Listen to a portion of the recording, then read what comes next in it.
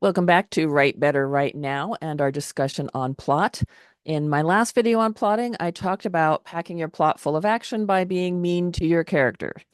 But it's not enough to simply have a character who is suffering from a lot of bad things happening to them.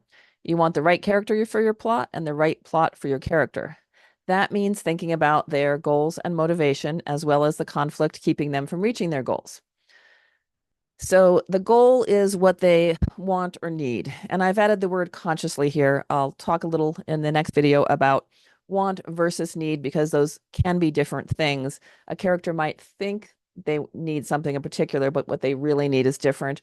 In this case, their goal is what they are trying to achieve. So what they consciously want or need. The motivation is why it is important. And the stronger the motivation, the stronger your story. If they could not reach their goal and it wouldn't matter very much, you're not going to have a lot of drama. And then the conflict comes from why is it difficult? If it's too easy to achieve that goal, you're not going to have a lot of drama either. So all of these things need to be strong and all of them need to be clear to the reader at the beginning of the story and throughout the story.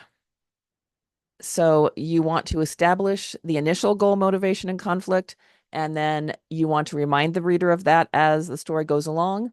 It's possible that a big goal might have different parts, and so you would kind of establish the immediate goal and how it relates to the big goal.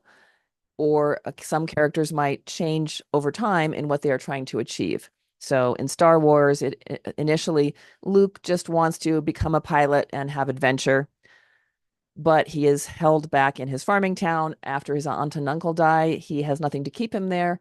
Then he sees a video of Princess Leia and he wants to rescue the beautiful princess. And then as he learns more about what's going on in the world, he wants to help save the galaxy. So all of those relate to his internal desire of having adventures and being a hero, but the specifics change over time. But as the audience, we always know what he is wanting to achieve at any particular time. Let's look at a few specific examples. In the Accidental Detective series, the main character, Kate, moves back to her childhood hometown and moves in with her father after she's injured in a bombing. So initially, she wants to recover and go back to her job as an international war correspondent. So the first paragraph of the book is my childhood home had faded in the harsh Arizona sun and now showed its age, rather like me. I'd never dreamed of living here again after 30 years of traveling the world. This is temporary. You'll find a way out. But then as she goes home, she talks to her father briefly, and on about page 2, Dad handed me an envelope. I leaned on the door and propped my cane against the table so I had two hands to tear open the envelope. The handwritten message inside was brief. Kitty, please come see me ASAP. I need your help. Heather Garcia. Dad hesitated. She asked about your journalism and begged me to bring you in as soon as possible. Heather Garcia is an old high school acquaintance who is now the director of the nursing home where Kate's mother is.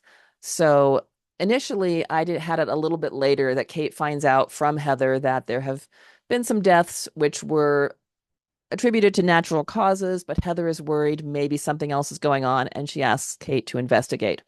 Since Kate's mother is in this nursing home, that gives her a very strong motivation to want to find out the truth. I moved it up by having this note at right at the beginning so that the reader has a quick clue that there's going to be something more than Kate's initial goal of healing and getting back to her main job. And then over the course of a few books, Kate decides that maybe she's not going to become a war correspondent again, but maybe she can build a different life for herself here in Arizona. So that's an example of a goal at the beginning that is quickly replaced with something that is more immediately important. In the Eyes of Pharaoh, a middle grade mystery, this main character has two goals, and that's fine if your character has more than one important goal. It can actually add depth to a book.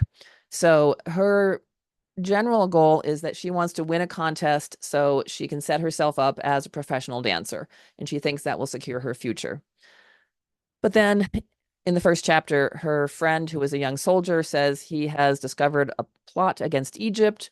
She's not sure if she believes him, but then he disappears. So she has to choose between these two things. Is she going to work on her dance routine and practice, or is she going to try to track down what happened to her friend? And having those two things in conflict gives the book a little more depth and it forces her to make difficult choices.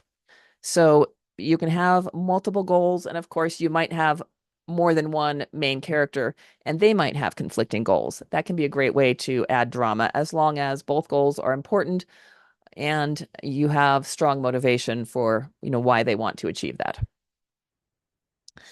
In Bunny Birds, a graphic novel for middle grade readers by Natalie Lynn, she says Aster's goal is always to rescue her family, but the definition of rescue evolves over time as Aster comes to learn more about the wider world and the more toxic aspects of her family's culture. This is fairly common in books where a character sets out with one goal, but as they learn more about the situation and the complexity, they might shift their thinking. So you can certainly do that. You just need to show how their thinking is changing and why that goal shifts. Reasons to Hate Me is an upcoming young adult novel by Susan Metallo Oliver. And she says the problem is established on page 1. The protagonist is being slut shamed for supposedly seducing her best friend's boyfriend. Her goal is to pull the rug out from under the cyberbullies and reclaim some power over her own story by blogging more interesting reasons to hate her. So, immediate first page establishing a goal. As the story progresses, her goal shifts. First, it's a reveal to the reader that she doesn't actually care about the bullies. It's her ex-best friend she's hoping to reach. But after a confrontation at the midpoint, her goal shifts again as she realizes that maybe restoring that friendship wouldn't be healthy. So another example of a character setting out toward one goal, and as they come to understand the situation better, shifting that goal. So an exercise that you can do is, what is your main character's goal for the book overall? And make sure that you have established that goal fairly early and either maintained it or shown it how it changes. So when did you actually introduce it? Can it be introduced earlier? As I said in my videos about openings, you need to establish enough of the setting and characters and so forth that the reader understands what's happening, but look for ways that you can at least give clues towards about that main goal as early as possible. Then, does that character or characters, do they work toward that goal throughout the story? Because sometimes writers can get off track. They might start thinking that the story is going to go in one direction and they get new ideas and something more exciting is appealing. And so they kind of veer off. And that may mean that you need to go back and change your beginning to better fit with the later parts of the story.